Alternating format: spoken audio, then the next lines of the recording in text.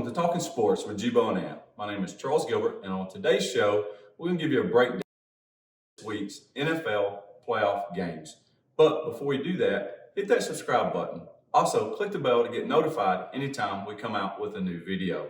Also, I'd like to give a big thanks to Drew Craig at Axe Throwing in Woodruff, South Carolina. So we're going to dive right in, Amp, to this week's game. So we got first on the slate of this week's game is on Saturday at 4:30 on CBS. You got the Bengals traveling to Nashville to take on the Tennessee Titans. And what's some of the keys to this game for the Bengals? It's going to be the offensive line holding up for the Bengals. You know, as long as they can keep Joe Burrow off his back, keep that jersey clean, let Burrow find his wide outs and T. Higgins, Jamar Chase, get Mixon involved early, you know, kind of take that pressure off of Joe Burrow and that rush attack that the Tennessee Titans will be bringing them. I think that would be huge for this Cincinnati Bengals team. So big key here is the offensive line play for the Bengals. Yep. I think too, we both agree with that. If offensive line can keep him clean, no sacks, no hurries, can let him set in that pocket, deliver the football, that'll be a big success and a big way for the Bengals to go into Nashville and pull this victory off. Yep.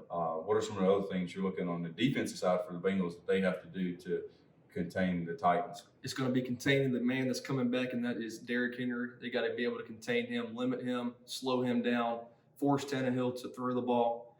This is going to be a Saturday game, like you said, day game, so the weather shouldn't be as big of a factor as you'll see in these other games we'll be talking about in just a little bit. And this is the only game that we'll be talking about that hasn't played each other yet. This is the first time matchup between these teams. Every other game we're going to be talking about, they've already played each other this year. So this is going to be a new meeting between these teams, and Joe Burrow's second game in his playoffs on the road. I think that's going to be a huge factor and see how he plays on the road in Nashville. Yeah, and I think a couple other things. When you look back to last week's game and this week's game, of course, Chase had a really strong performance last week, and then you go to this week, you really need to get some other guys involved here. You need to get Higgins involved, Boyd involved. Higgins had one catch last week, and then Mixon. He had a 58 yards rushing last week. I think he's got to have a better performance and for them to win this game. So, the crew of Joe Burrow and team really got to have a big game there. And then if the Bengals defense can hold Henry, I think less than 80 yards rushing or less than 100 yards rushing, I think that gives them a chance to win this football game as well on the Bengals side. So let's go over to the Titans. What are some of the things the Titans have to do to win this football game? On the defense side of the ball for the Titans, they rank second in yards per game allowed against the rush, so they're pretty solid against the rush. But one of their weaknesses on the defense side of the ball for the Titans is the passing yards. Right. They give up a lot of passing yards per game. They rank 25th in yards per game allowed through the air. I think they're going to have to step up that defense attack on the passing side of the ball. I think they're going to have to slow down Joe Burrow, put that pressure on. Like I said, the Bengals need to avoid. As long as Tennessee gets the pressure on, Joe Burrow rattles them a little bit. I think this could be a long game for the Cincinnati Bengals on the offense side of the ball. Yeah, they've allowed, coming into this game, Titans had 47 sacks on the year. And then the Bengals on that side of their defense, they're allowing 4.4 yards per rush. So when you just look at the stats, you're thinking, okay, this ain't going to be good for the Bengals, right? Yeah. But, you go in these games, you just never know. Bengals have won last week, so they're coming off a high going into Nashville. So I think it's going to be a competitive game. I think this game really comes down to Tannehill. Yep. With his legs and his arm. Can he make the plays with his legs, and can he make the plays with his arm? Because you've got two guys he's got on the outside now with A.J. Brown and Julio Jones that can really change the dynamic of this game. So I think that's what it's going to come down to, too. I think Henry will get his. Yep. Even the backs, if Henry's not able to go or these other backs come in, they've got a good nucleus of backs in Tennessee. But I think that win or lose, this game comes down to Ryan Tannehill and how he plays. If he plays good, I think the Titans move on. If he doesn't, he struggles, I think the Bengals can move on. Yeah, the Bengals could definitely put them on upset alert with the play of Tannehill there. I believe that Tennessee will win this game, and my prediction will be 30 and 24 for the Tennessee Titans. So a close 6-point win for the Tennessee Titans. So you got the Titans covering the spread there. The spread's 3.5. I actually got the Bengals covering it right here, but I've got the Titans winning this game 27-24. So a really good first game in the division playoffs. So let's move to the nightcap, which is the big game I think we'll all be tuned into because one is you've got the 49ers that are extremely hot right now going into Lambeau Stadium, take on Aaron Rodgers and the Green Bay Packers. This game, you're looking at it, the spread is 6 for the Pack.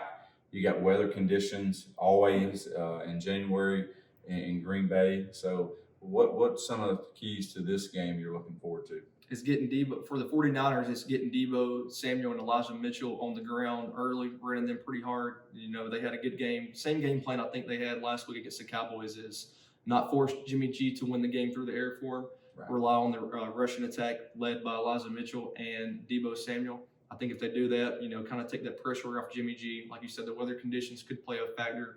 I believe it's got a 50% chance of snow with temperatures around 10 degrees that night. So it's going to be. Get your bourbon ready. Yeah, sure. Get your bourbon ready. It's going to be a cold one at Lambeau Field. But I do think the running game for the 49ers is going to be a key to see how they play this game. Yeah, because I think we both agree if they're not able to run the football against the Packers and they lean on Jimmy to get it done, I just don't think he's capable of getting it done. Especially when you look at the wideouts besides Debo Samuel, Juwan Jennings has had a pretty good game.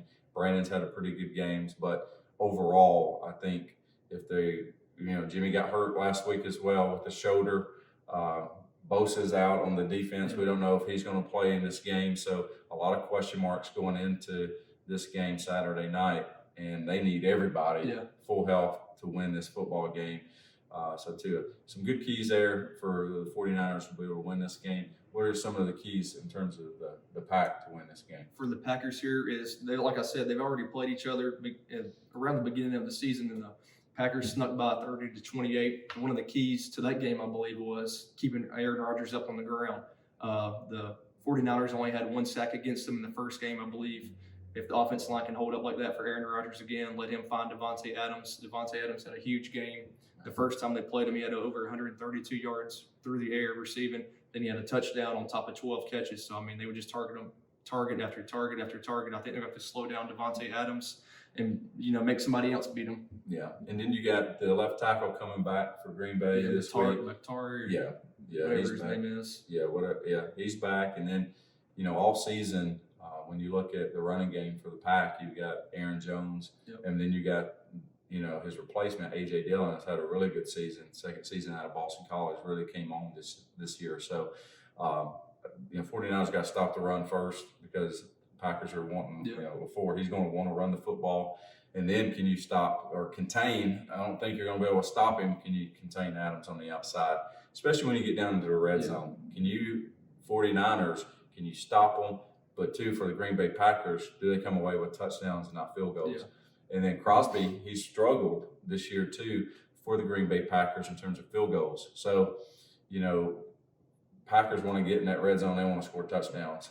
Same thing goes for 49ers. But, does this game come down to special teams, field goal? So those things are going to be huge in this game. So who are you rolling with in this game? I'm going to go with the Green Bay Packers here. Aaron Rodgers has never beat San Fran in the playoffs. He's 0-3 against them in the playoffs. I believe he finally gets that win this week here. He wants to beat him pretty bad. He's a California boy. Right. Wanted to go to the 49ers when he was coming out of Cal. I think he finally gets, over that hump here in the playoffs against the 49ers. I'm going to go Packers 27. I'm going to go San Francisco 20. And I've got the Pack winning this game as well. I've got the Pack 31, 49ers 21.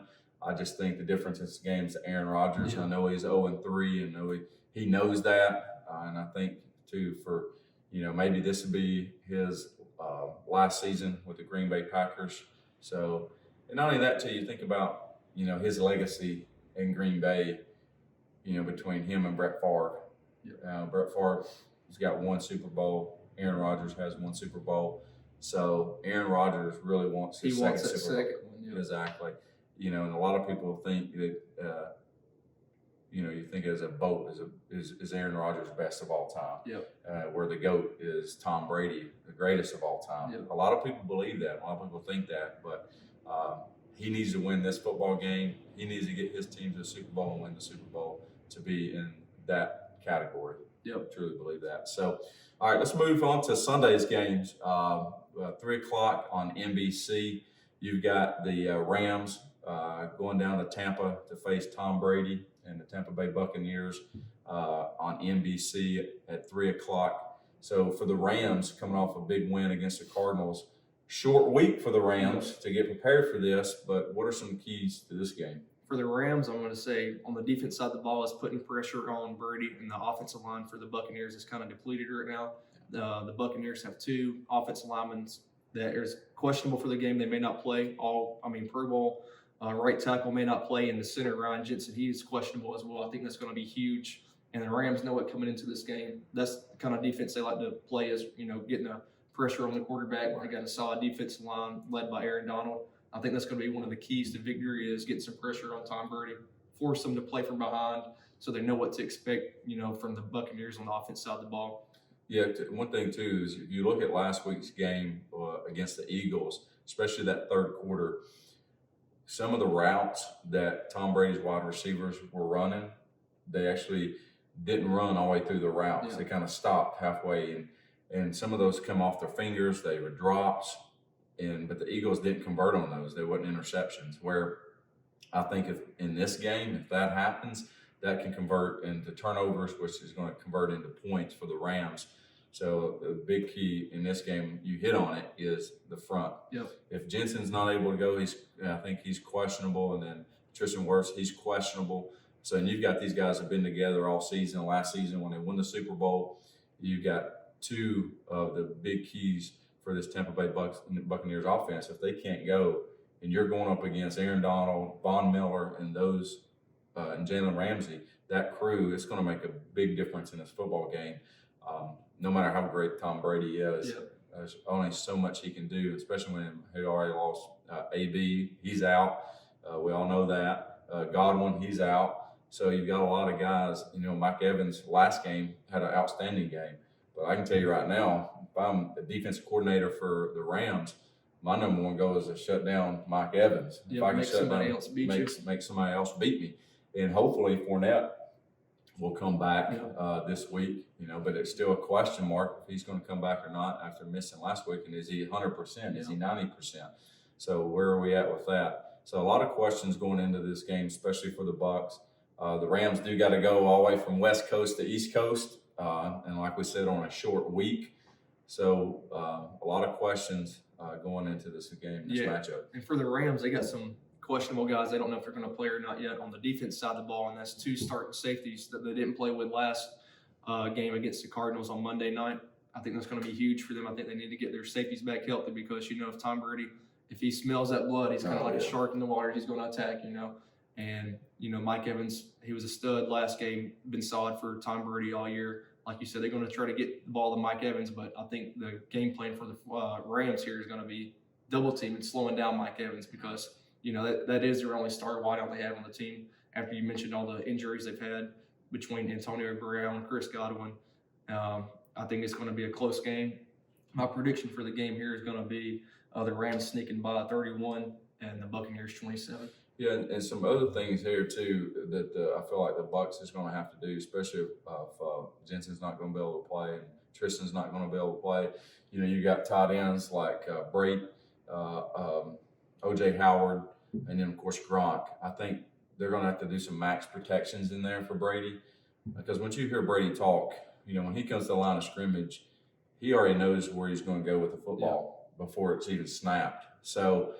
In this instance, you may have to have some max protections in there just to give him enough time to deliver the football. And if that's the case, and I feel like the Bucs may have a chance to pull this one off. Yep. And Stafford got over the hump last week with a victory finally in the playoffs.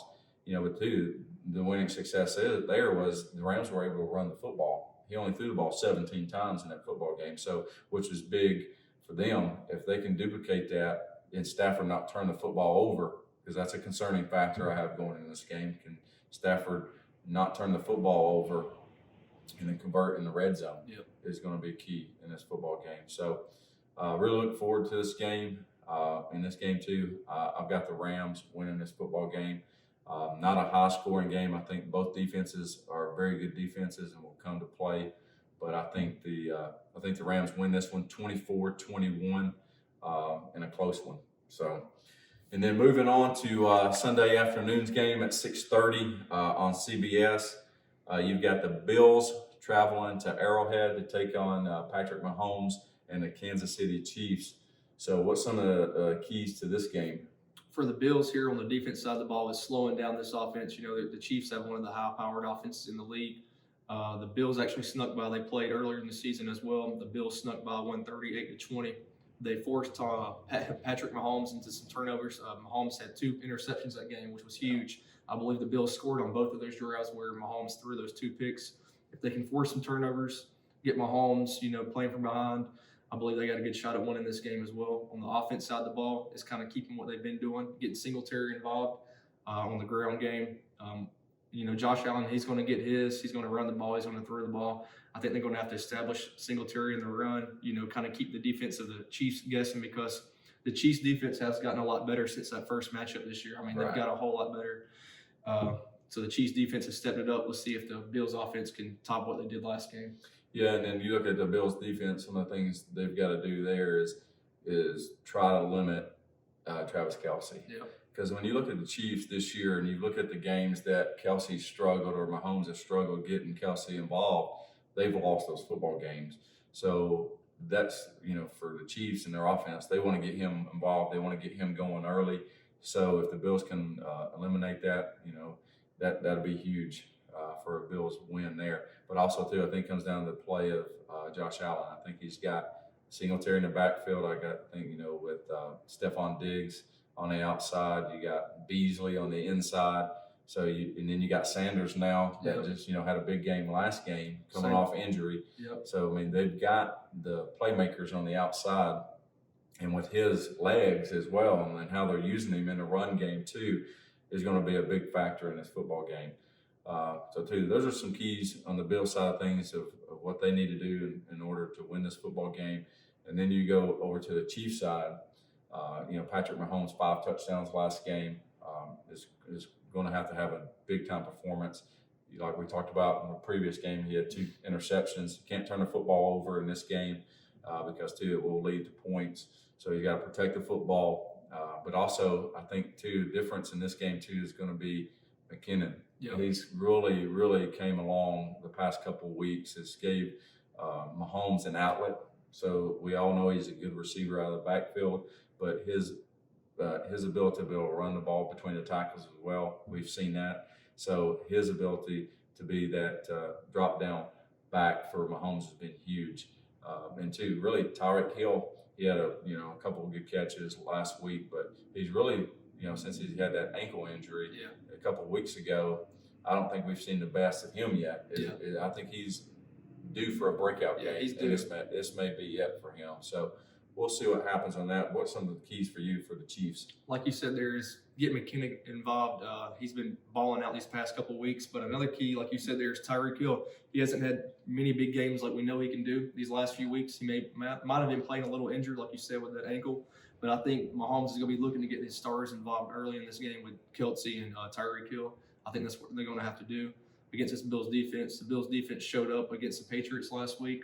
They're coming in pretty hot. I think the Chiefs offense is going to have to get their stars in Tyreek Hill and Kelce the ball. Yeah. And two, the spread on this is Chiefs 2. What's your prediction in this game?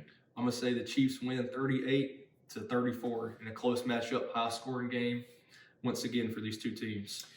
Yeah, for me, I'm very close to the same score almost. I've got the Chiefs 37, Bills 34. It's going to come down to the end in this game. Like I said, it could come down to field goal kickers, come down to turnovers. But too, at the end of the day, I just don't see Josh Allen getting it done yet. He didn't get it done last year. But I like the direction the Bills are going. I still see the Chiefs taking this one at home against the Bills. So, there's our predictions. There's our breakdown for this week's games. So, too, what we'd like for you to do, guys, in the comments section, put down who you believe will win the Super Bowl this year. So go to that comment section down below, put your team, who you think is going to win the Super Bowl. Also, don't forget to hit that subscribe button. For Anthony, I'm Charles. We'll see you guys on the next show.